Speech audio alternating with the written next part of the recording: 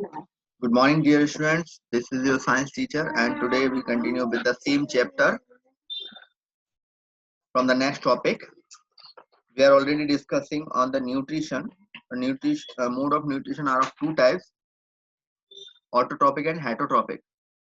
Autotrophic nutrition हम already discuss कर चुके हैं, जो प्लांट्स में होता है, कुछ बैक्टीरिया में होता है, ओके। एंड हेटरोट्रॉपिक न्यूट्रिशन में भी अलग अलग ऑर्गेनिज्म अपने टाइप्स ऑफ फूड के बेसिस पर डिफरेंट टाइप्स का उनका मोड ऑफ न्यूट्रिशन होता है। हेटरोट्रॉपिक में कुछ डेड प्लांट से लेते हैं, कुछ इंसेक्ट्स को खाते हैं, एंड कुछ एब्जॉर्प्शन करते हैं। तो सभी का अपना अपना एक फूड टेकिंग की प्रोसेस होती है, एक मोड होता है। तो हम अमीबा में देख चुके थे इन लास्ट वीडियो, ये अमीबा में देख चुके थे कैसे वो फूड को एंगल्फ करता है, सीटू फूड में फॉर्म करता है, एंगल्फ करने के बाद उसको एंजाइम से रिएक्शन कराता है, उसको डाइजेस्ट करता है और उसके न्यूट्रिएंट को एब्जॉर्ब करके उस वेस्ट मटेरियल को वापस इसी प्रोसेस से वेसिकल की फॉर्म में बॉडी से सीक्रेट कर देता है, रिलीज कर देता है। Okay, now today we discuss on nutrition in human being. Human being में न्यूट्रिशन को डिस्कस करेंगे कि कैसे ह्यूमन में न्यूट्रिशन होता है। ह्यूमन बीइंग में जो डाइजेस्टिव सिस्टम है वो माउथ से स्टार्ट हो जाता है, from mouth to anus. Okay, एक पिक्चर देखेंगे हम, उससे पूरा क्लियर हो जाएगा। एक लॉन्ग ट्यूब होती है जिसमें अलग अलग पार्ट्स होते हैं, सभी ऑर्गन इन्वॉल्व होते हैं और सभी ऑर्गन मिलकर क्या बनाते हैं, डाइजेस्टिव सिस्टम। ओके, उस पूरी फ्रॉम माउथ टू एनस पूरी कैनाल को हम क्या वर्ड यूज करते हैं, we called as a elementary canal. Okay, so we will see the picture now here.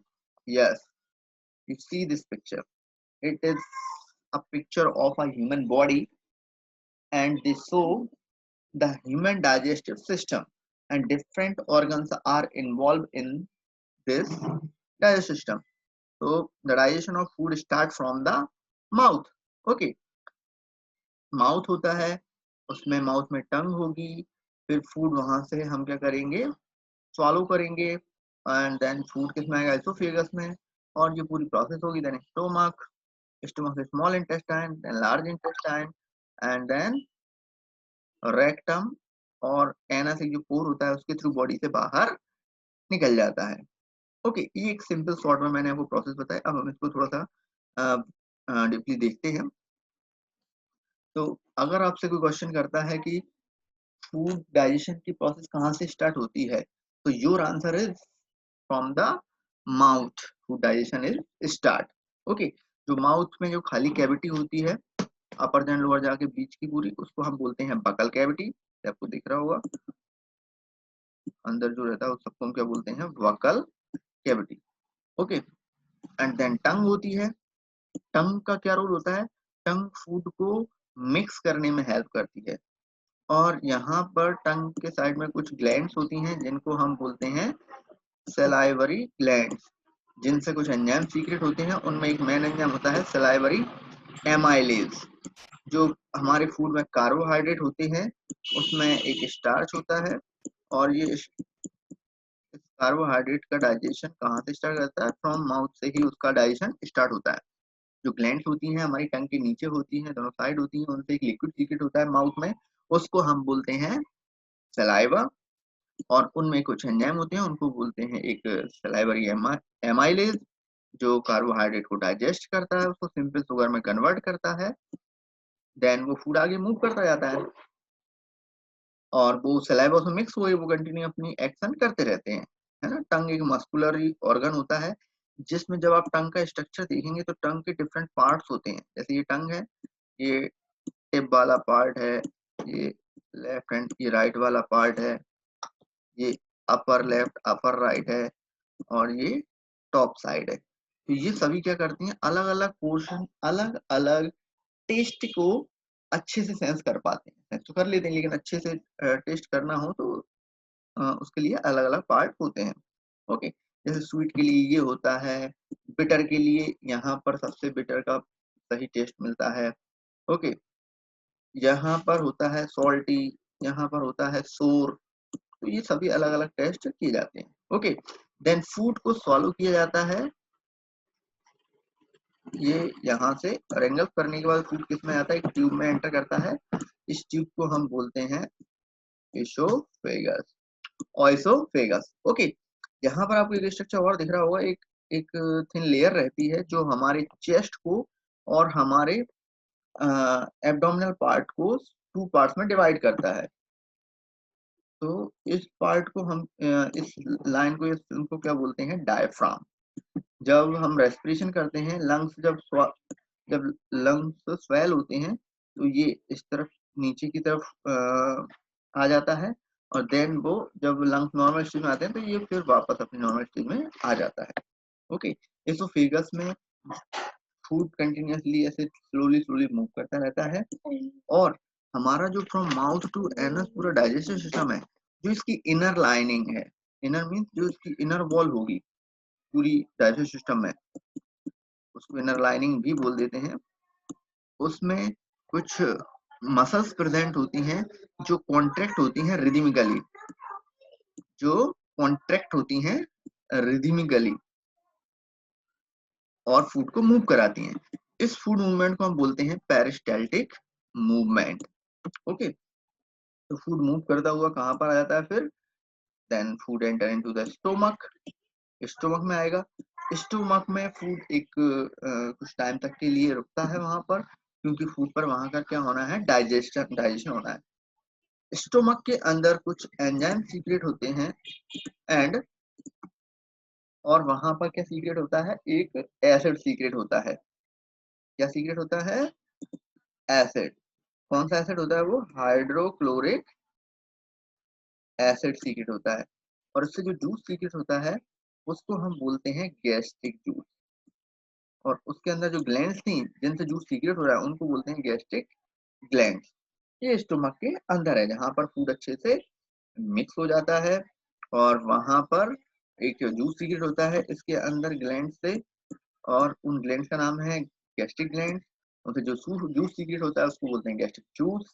और उस जूस में होते हैं क्या, एक हाइड्रोक्लोरिक एसिड होता है जो क्या कर देता है, स्टोमक के पीएच को एसिडिक बना देता है। उससे हमें टू बेनिफिट होते हैं एसिडिक होने से। पहला तो ये होता है कि वहां पर कोई भी जर्म्स अगर पहुंच गए होंगे,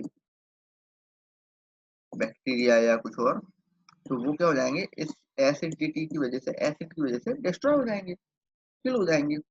ओके, एंड उसमें एक एंजाइम भी सीक्रेट होता है जो क्या करवाता है, फूड का प्रोटीन का डाइजेशन कराता है, प्रोटीन डाइजेस्टिव एंजाइम।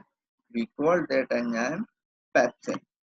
ओके, उस एंजाइम को हम क्या बोलते हैं, पेप्सिन। देन फूड इसमें कुछ टाइम लगता है, फूड का फिर यहाँ से मूवमेंट कहाँ होना है, स्मॉल इंटेस्टाइन में। या कोई स्मॉल पतली जो थिन ट्यूब लाइक स्ट्रक्चर दिख रहा होगा, कॉइल्ड, वो है स्मॉल इंटेस्टाइन। ओके, जब ये यहाँ से फूड यहाँ से जब मूव करेगा फ्रॉम स्टोमक टू इंटेस्टाइन, यहाँ पर कुछ मसल्स होती हैं जो फूड को स्मॉल इंटेस्टाइन में एंटर कराती हैं, उनको हम बोलते हैं स्फिंक्टर मसल। क्या बोलते हैं, sphincter muscles. Sphincter muscles food को मूव कराती हैं। देन यहाँ पर अभी पीएच कैसा हुआ था, एसिडिक हो गया था। अब फूड को क्या करना पड़ेगा कि कुछ ऐसे एंजाइम हैं जो स्मॉल इंटेस्टाइन में बेसिक चीज पर काम करते हैं। तो यहाँ पर ये एक स्ट्रक्चर दिख रहा है आपको, ये वाला डार्क ब्राउन, ये है हमारा लीवर।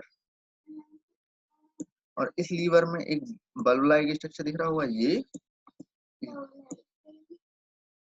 इसको बोलते हैं गॉल ब्लैडर, जो बाइल जूस को स्टोर करके रखता है। एंड और ये ट्यूब जो है उसको बोलते हैं बाइल डक्ट। ये गॉल ब्लैडर, और से बाइल जूस सीक्रेट होता है लीवर से, स्टोर होता है गॉल ब्लैडर में, और सीक्रेट होता है एक ट्यूब के थ्रू जिसको हम बोलते हैं बाइल डक्ट। ये क्या करेगा, ये फूड के नेचर को पहले कैसा बनाएगा, थोड़ा सा बेसिक न्यूट्रल करेगा, उसको न्यूट्रलाइज करेगा, सॉरी न्यूट्रलाइज और बेसिक करेगा। एंड जो एंजाइम है इसमें, इसके साथ में कुछ एंजाइम सीक्रेट होते हैं जो फूड का डाइजेशन कराते हैं। ओके, ऐसे ही सेम यहाँ पर एक ये स्ट्रक्चर ये दिख रहा होगा आपको, इसको बोलते हैं पैंक्रियाज। क्या है ये? पैंक्रियाज। इससे भी एक जूस सीक्रेट होता है, पैंक्रियाटिक जूस। यहाँ पर 3 जूस सीक्रेट हुए, स्टोमक से गैस्ट्रिक जूस, लीवर से बाइल जूस एंड पैंक्रियाज से पैंक्रियाटिक जूस, जो स्मॉल इंटेस्टाइन में क्या हो जाते हैं, फूड में मिक्स हो जाते हैं और फूड का क्या करवाते हैं, complete digestion. If anyone ask to you that where in our digestive system where food digestion is complete, so you told them or him food digestion is complete in small intestine। Small intestine में food का digestion होता है।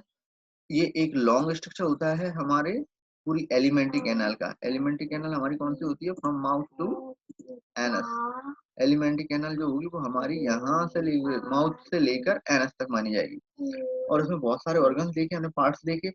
इसमें जो small intestine है वो सबसे long होता है।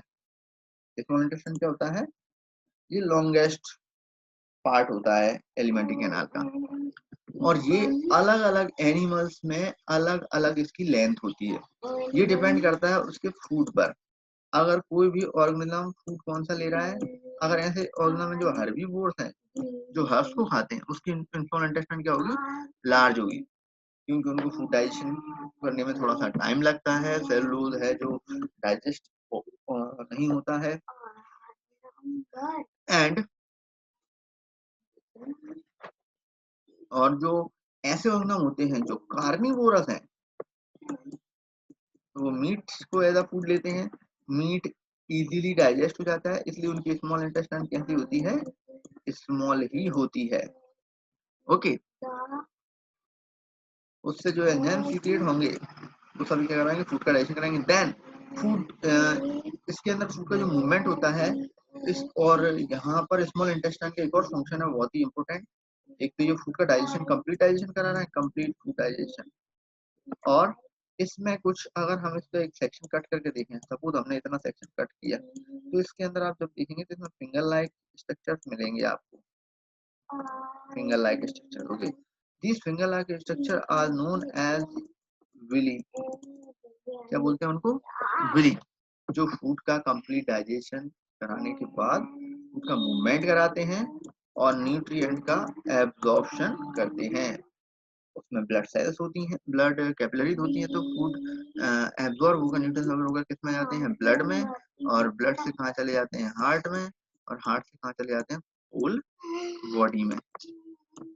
ओके, एंड देन जो अब फूड मटेरियल बचा है जिसमें न्यूट्रिएंट्स नहीं बचे हैं या बहुत ही कम होंगे, फूड कंटेंट वो आगे बढ़ता जाएगा, वो किस में एंटर कर जाएगा फिर, लार्ज इंटेस्टाइन में।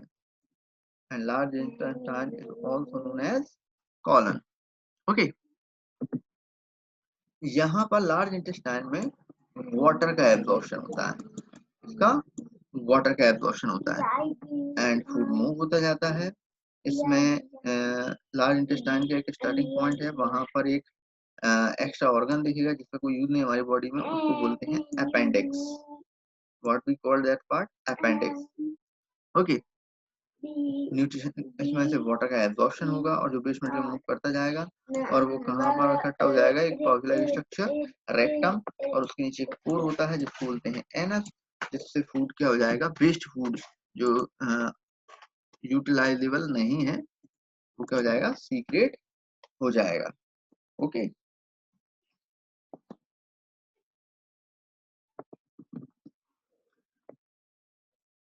जब हम स्टोमक में देख रहे थे तो हमने कहा था कि उसमें एक एसिड भी रिलीज हो जाता है। कई बार जैसे आपने ऑयली फूड लिया हुआ है या डाइजेशन प्रॉपर नहीं हो रहा है फूड का और एसिड ज्यादा रिलीज हो गया है, तो ऐसी कंडीशन में क्या कॉज होता है, एसिडिटी। क्या होती है, एसिडिटी होती है, तो उसके लिए हमें सॉल्ट लेना होता है और वो क्या कराता है, उसका डाइजेशन और न्यूट्रलाइजेशन कराता है। ये तो हम देख चुके हैं, digestion, small intestine differ in other animals, length अलग अलग एनिमल्स में अलग अलग होती है। ओके, देन हम आ जाते हैं फिंगर लाइक स्ट्रक्चर्स, हम देख ही चुके हैं, प्रोजेक्शंस, विली हम देख चुके हैं स्मॉल इंटेस्टाइन में। Okay, Dental caries means decaying or cavities are formed in the dental caries. Dental carry कब होता है, और टूथ डेके भी हम उसके लिए वर्ड यूज करते हैं, टूथ डेके।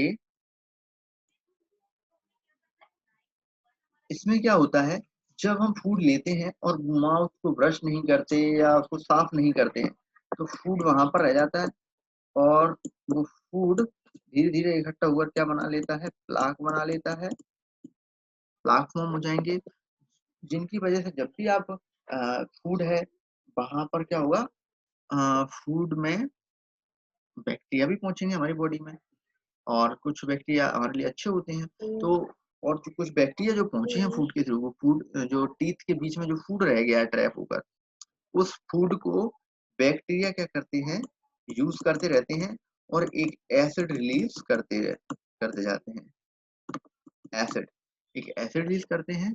ये एसिड हमारी जो इनेमल है और डेंटाइन, जो लेयर है हमारे टीथ की, सबसे हार्ड लेयर होती है इनेमल, इनको क्या कर देता है, वो डिग्रेड कर देता है, डिग्रेड कर देगा एसिड, क्योंकि हमारी जो सलाइवा है वो प्लाक बनने से डीपली नहीं जा पाती और उन एंजाइम्स को किल नहीं कर पाती, या फिर उन्हें जो एसिड सीक्रेट किया है उसको न्यूट्रलाइज नहीं कर पाती है।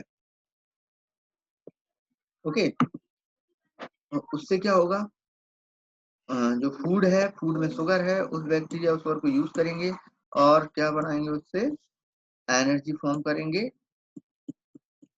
ओके,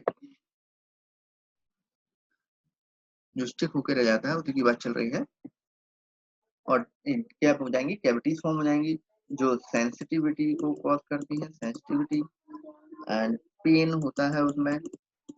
फिर इससे प्रोटेक्ट होने के लिए क्या करना पड़ता है, हमको क्या प्रिकॉशन लेनी पड़ती है, कि जब भी आप फूड लें उसके बाद ब्रश जरूर करें, जिससे वो बैक्टीरिया माउथ में नहीं रहेंगे, माउथ साफ हो जाएगा, और